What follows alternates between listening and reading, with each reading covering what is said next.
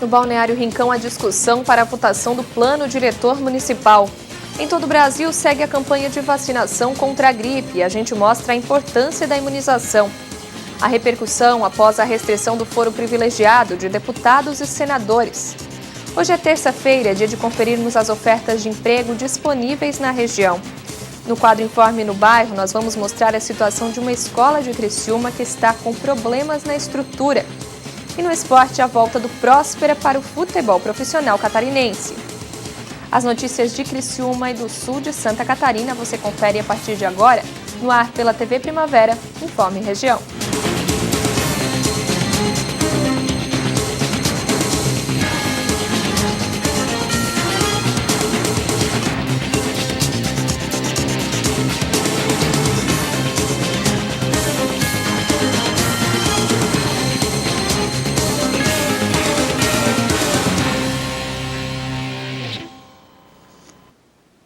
Terça-feira, 8 de maio de 2018, para você que sintoniza a TV Primavera, uma boa noite. Está sob análise dos vereadores na Câmara do Balneário Rincão o projeto do Plano Diretor do município. A expectativa é que a votação ocorra em até 90 dias. Se for aprovado, o Plano Diretor traz algumas mudanças para o município, principalmente nas proximidades da orla. O plano permitirá, por exemplo, a construção de edifícios com até 14 andares à beira-mar. Este é um dos pontos mais polêmicos da mudança, mas que grande parte dos parlamentares entende como positivo e que não deve impedir sua aprovação. Atualmente, a cidade ainda é regida pelo Plano Diretor de Içara. Na Câmara, além do Plano Diretor Municipal, também está sob análise um conjunto de leis. A Lei do Perímetro Urbano, do Uso e Ocupação do Solo, do Sistema Viário, Código de Obras e a Lei do Código de Posturas. Em relação ao Plano Diretor, outro ponto que gera polêmica e que pode atrasar a aprovação diz respeito aos erros do texto. O problema é que o projeto apresenta referências a instituições de outros estados, como se trechos do documento tivessem sido copiados de outros já prontos. O texto, portanto, deve ser refeito. O presidente da Câmara de Vereadores, Jorge Luiz Amorim Costa, solicitou uma reunião com o Executivo Municipal e com os vereadores para que seja discutido o que será feito com estas necessidades de alteração. A expectativa é de que o texto do Plano Diretor Municipal seja votado em até 90 dias. A vacina contra a influenza, a velha e conhecida gripe, deixa a população que é mais suscetível protegida do vírus e ajuda a reduzir os gastos com internações nos hospitais causados pelas complicações da doença. A campanha nacional de vacinação continua em todo o país. Vamos entender mais sobre essa imunização na reportagem. Com o inverno chegando, Eliana já sabe, é hora de tomar a vacina contra a gripe. Eu venho todos os anos me vacinar porque eu acho que a prevenção é a melhor coisa que a gente pode fazer. Não que não tenha uma gripe, um resfriado, mas sempre com menos consequências. E Eliana está certa. A campanha de vacinação contra a gripe do Ministério da Saúde já começou. Postos de saúde de todo o país receberam 60 milhões de doses da imunização. Além dos idosos, a vacina deve ser tomada por gestantes, mulheres que tiveram filhos há menos de 45 dias, crianças entre 6 meses e menores de 5 anos, trabalhadores de saúde, professores, povos indígenas, pessoas em privação de liberdade, funcionários do sistema prisional, além de pessoas com doenças crônicas. A vacina previne os riscos de complicação de uma gripe, que podem levar a uma internação ou até mesmo à morte. A meta é imunizar mais de 54 milhões de pessoas até o fim da campanha, em 1º de junho. Essa é uma vacinação extremamente importante porque ela vai permitir que a população, principalmente aqueles grupos de risco, né, para quem a vacina está destinada, sejam prevenidas contra essa doença, que é uma doença que na maioria das vezes tem uma evolução benigna, mas que nesses grupos de risco ela pode se agravar, pode levar à hospitalização e inclusive até ao óbito. E mesmo com a 20ª edição da campanha de vacinação contra a gripe, muitas pessoas ainda têm dúvidas sobre a vacina. A imunização deve ser reforçada todos os anos. Vale lembrar que a vacina é segura, não causa gripe, e nem representa riscos para a saúde de quem a recebe. A vacina é muito segura, né? Ela não é uma vacina com vírus vivo, ela é feita com fragmentos de vírus, então ela não vai provocar a doença, né? Ela vai estimular o sistema imunológico das pessoas a produzir anticorpo. As reações que ela pode dar são reações muito leves. Aí, em torno de 20% das pessoas que tomam a vacina têm dor, têm vermelhidão no local que toma a vacina, mas isso é um sintoma que logo desaparece, né? Os sintomas mais, assim, como febre, mal-estar, são mais raros. 1% da população poderá ter isso. Segundo o Ministério da Saúde, mais de 11 milhões de pessoas já se vacinaram. E são os idosos quem mais estão procurando os postos de saúde. Cerca de 6 milhões de pessoas com mais de 60 anos já se imunizaram contra a gripe. Na nossa cidade, né, quando a gente pega uma gripe, fica mais difícil curar, né? É uma primeira infecçãozinha. Então, o organismo cria resistência e quando ela tenta agarrar a gente já tem defesa. O Superior Tribunal de Justiça enviou ontem à primeira instância o primeiro processo contra um governador, depois que o Supremo Tribunal Federal decidiu restringir o foro privilegiado de deputados e senadores na semana passada. O caso envolve um governador da Paraíba. O ministro da Casa Civil, Eliseu Padilha, pede que sejam levadas ao Supremo Tribunal Federal todas as ações de improbidade administrativa contra qualquer autoridade que tenha prerrogativa de foro privilegiado no tribunal, entre os quais deputados, senadores, ministros de Estado e outros, a fim de que não sejam mais julgados pela primeira instância, como é atualmente. Atos de improbidade são infrações julgadas na esfera civil relacionadas ao enriquecimento ilícito de um agente público na obtenção de alguma vantagem indevida em função do cargo que ocupa. Incluem também decisões do agente público que causam prejuízo aos cofres públicos. Eliseu Padilha argumenta que atos de improbidade de um ministro equivalem a crimes de responsabilidade, que são mais ligados à atuação política e que, assim como crimes comuns, são julgados também no STF. O pedido do ministro foi formulado em 2004.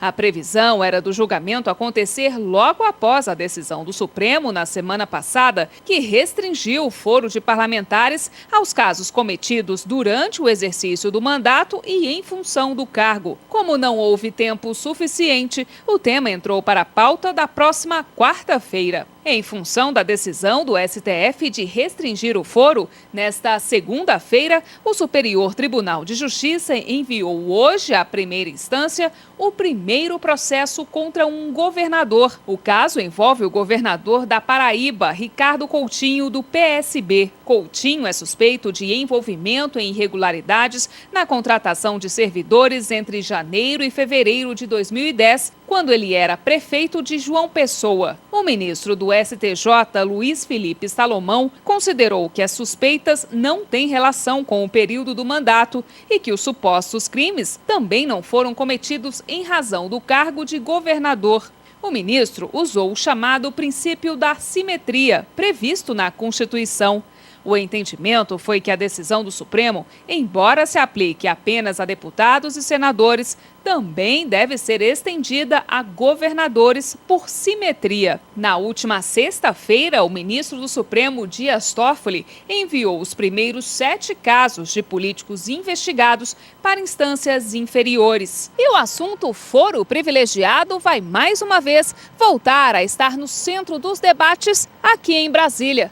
Mas desta vez, na Câmara dos Deputados. Parlamentares começam a discutir nos próximos dias uma proposta ainda mais restrita da que foi aprovada no Supremo.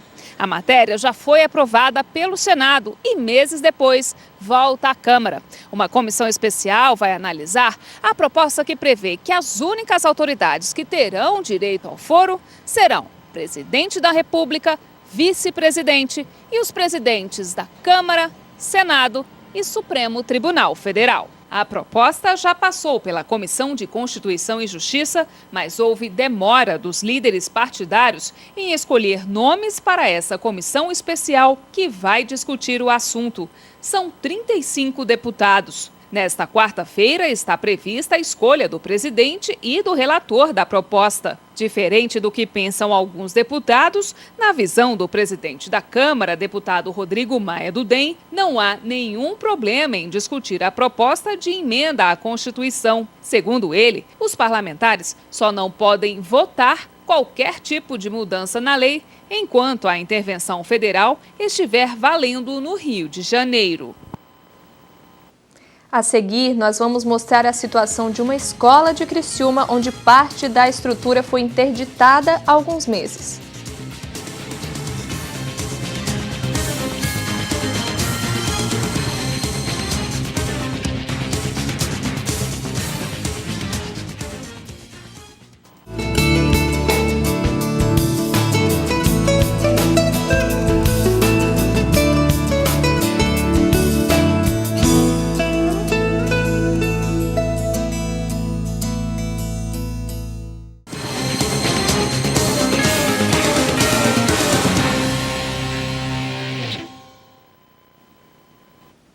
Atenção você que está à procura de uma vaga no mercado de trabalho. Terça-feira é dia de conferirmos as ofertas de emprego disponíveis na região. Vendedora, coordenador pedagógico, atendimento empresarial, motorista de coleta de lixo, representante de marketing, bartender e garçom, cozinheiro e auxiliar de cozinha, recepcionista, professora de inglês, corretor de imóveis, auxiliar de mecânico, atendente de alarme, comercial, produção, operador de caixa, açougueiro, farmacêutico, técnico em patologia, coordenador de frota, suporte interno, auxiliar administrativo, projetista, televendas. Interessados devem buscar mais informações através do site da Associação Comercial e Industrial de Criciúma, ASIC, www.assicri.com.br, ou ir diretamente na sede da instituição, na Rua Ernesto Bianchini Góes, número 91, bairro Próspera.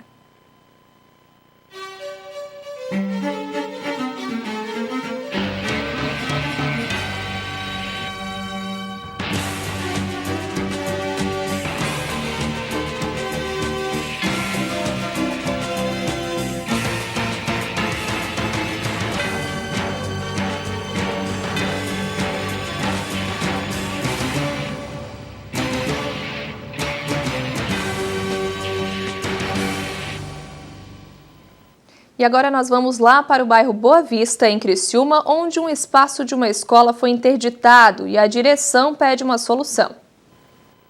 Nessa estrutura funcionava a biblioteca e a sala dos professores. Há 2 meses o espaço foi interditado porque a construção oferece perigo para as crianças. O telhado e o forro estão com partes soltas. Hoje esse nosso material, biblioteca, os materiais do Mais Educação, que a gente tem uma gama de materiais muito legal. Então hoje a gente está utilizando uma sala de aula que está vazia e esses materiais estão lá, na verdade, todos amontoados assim, né? Porque não tem espaço, né? Um espaço legal para eles estarem organizados, digamos assim. No dia que vieram interditar, eles colocaram aquelas fitas ali ao redor, né? Que vocês podem estar vendo. Mas mesmo assim a gente tem medo, né? Porque as crianças correm, criança é difícil, né? Limitá-las a um espaço ou outro. Então, assim, a preocupação é bem grande. Mas esse não é o único problema. Esse espaço era usado pela escola Elisa Sampaio Rovares, mas a estrutura não é da escola. Aqui é o CI Beato Aníbal Maria de França da AFASC. A escola só veio para cá há pouco mais de 2 anos, quando o espaço onde antes os alunos estudavam, no bairro Tereza Cristina, foi interditado. Aqui funcionava uma das salas de aula da escola. No fim de 2015, os alunos foram transferidos para outro local, provisório, e tempos depois eles voltariam para cá. Mas até hoje isso não aconteceu e o espaço continua assim, abandonado. A auxiliar de direção conta que uma reforma chegou a ser iniciada na antiga estrutura que abrigava a escola, mas que a obra parou logo depois. Na época a escola iniciou, na verdade, né?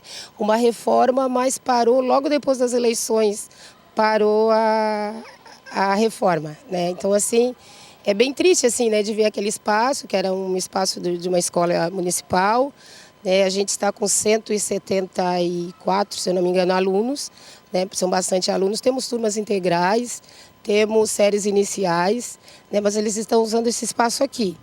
O espaço externo é um espaço muito bom, né? Mas a gente gostaria de estar na escola, né? Então, essa é a nossa preocupação, de não voltar mais, que eu acho que não vamos mais voltar. Sonete conta que desde que houve a mudança não há uma informação oficial sobre o futuro dos alunos. Não se sabe se as aulas vão voltar a ser realizadas na antiga estrutura ou se tudo vai ficar por aqui mesmo. A gente gostaria, claro, de estar no nosso espaço escolar, nossa escola Elisa Sampaio Rovares, né? E no bairro, porque assim, ó, na verdade a escola para o bairro, né, que tem algumas dificuldades, tem algumas, como é que eu vou dizer, o bairro passa por algumas dificuldades, então assim, ó, a escola é uma referência positiva. E sem escola e do estado que ela está, que depois penso que vocês vão estar lá olhando, fica muito ruim, fica muito, acaba por depreciar o bairro, né? Que esteja um espaço, né, onde nós possamos ter a nossa biblioteca, a nossa informática, os nossos espaços de refeitório, que a gente possa ter o nosso espaço próprio, né? E não estar dependendo, assim, isso é muito ruim para nós e para as crianças também, né? Procurada pela produção da TV Primavera, a secretária de Educação de Criciúma, Roseli De Luca, afirmou que a escola não voltará a funcionar no bairro Tereza Cristina, porque não há demanda suficiente para a unidade. Os alunos continuarão a ser atendidos no CI. De acordo com a responsável pela pasta, a Prefeitura já está realizando projetos para reformar a estrutura do CI, além de fazer uma adaptação para que o prédio possa atender as 2 unidades escolares.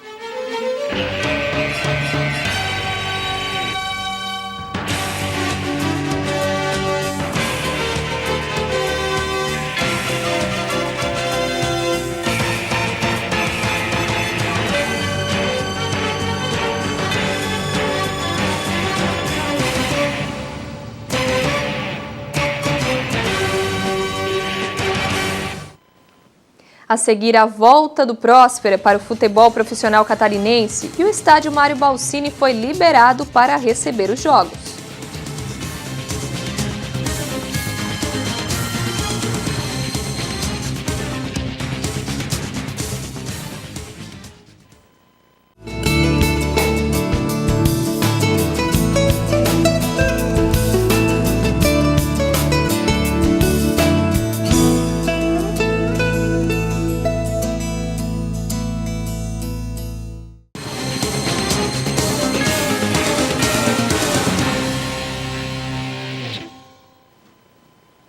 E agora a gente fala de esporte. O Esporte Clube Próspera deu mais um passo importante no seu retorno ao futebol profissional. O estádio Mário Balsini agora está liberado para receber os times em campo. Por aqui, a diretoria ainda trabalha nos últimos detalhes para deixar tudo pronto para a disputa da 3ª divisão do futebol profissional. Mas agora os trabalhos já são com sensação de vitória. O clube retorna ao futebol profissional catarinense esse ano e já tem a garantia de que o Mário Balsini vai ser palco de muitos jogos. Graças a Deus, em primeiro lugar, né? A gente teve um resultado que já faz tempo que o Próspera vem batalhando para conseguir voltar ao profissionalismo. Graças a Deus e graças a essa nova diretoria, né? Que se somou no mês de novembro aí, que começaram a mostrar interesse, e foram 3 meses aí de batalha, né? 4 meses, e conseguimos os laudos. Está aprovado, o Próspera volta, né? A federação aprovou. Temos algumas exigências mínimas para completar os laudos, mas está aprovado. Para ter o estádio liberado, Próspera teve que fazer uma série de mudanças no espaço, para só então receber o aval da Federação Catarinense de Futebol. Iniciamos pela administração, né? Foram 4 salas reformadas, onde funciona a administração, a secretaria, sala de reunião, sala de imprensa, inclusive, ali, de marketing. E depois a categoria de base, né? Que nós tínhamos uma estrutura lá com 2 vestiários, rouparia, sala de comissão técnica, foi tudo reformado, o telhado, foi tudo trocado. E aí veio o alambrado novo também. Isso são as condições mínimas exigidas pela federação, né? Porque a federação ela só aceita sentarmos lá para participarmos do congresso com os laudos, os 4 laudos municipais, né? E foi o que a gente levou ontem, os laudos foram aprovados. Agora, com tudo pronto, foco no estadual. Logicamente que para disputarmos o profissional sub-23, que inicia em setembro, a gente tem que disputar a base. A base foi definida ontem com a categoria sub-20. O ano passado foram 2 categorias, era o 17 e o 20. Mas até por questões de custas, né, para deixar Série C, dificuldades, são tudo clubes assim que têm dificuldade para tocar o futebol, é caro. Então ontem eles decidiram uma categoria só na base, que foi o sub-20. E esse sub-20 inicia agora está com a data 17 de junho. Estamos a 39 dias da estreia. E na expectativa para o retorno ao profissional começam os preparativos com a equipe que vai disputar.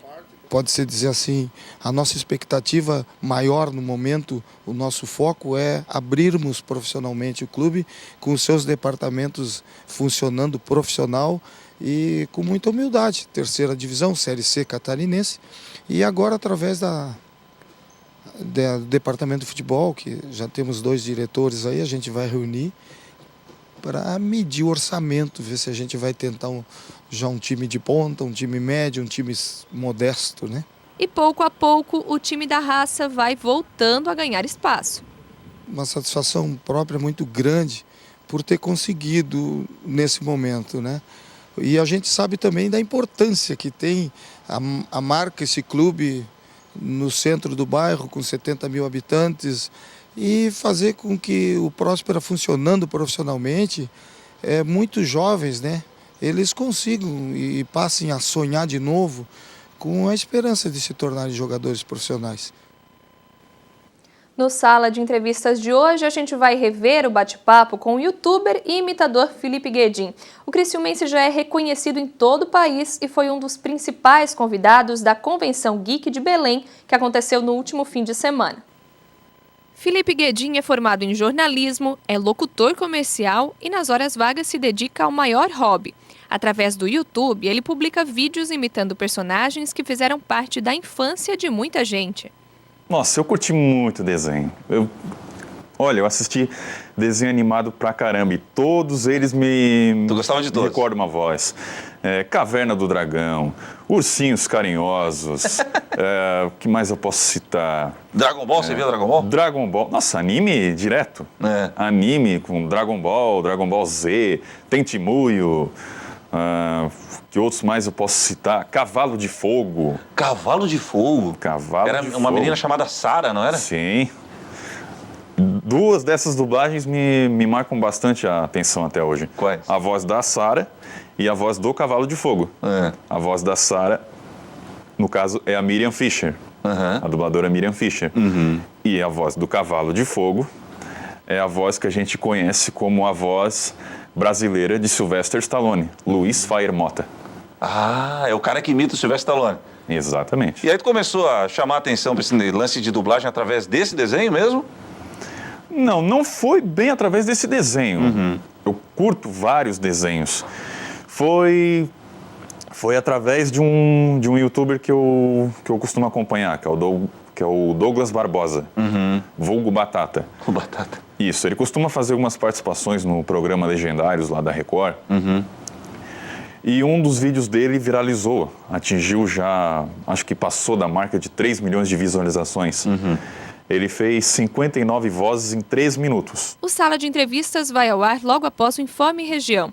A reapresentação do programa será na quinta-feira, também após o Informe Região. Você acompanha o Sala através dos canais 12 no analógico e 12.1 no digital, via sistema de TV aberta. Assinantes da NET e TV a cabo assistem à TV Primavera através do canal 13, os da GVT pelo canal 12.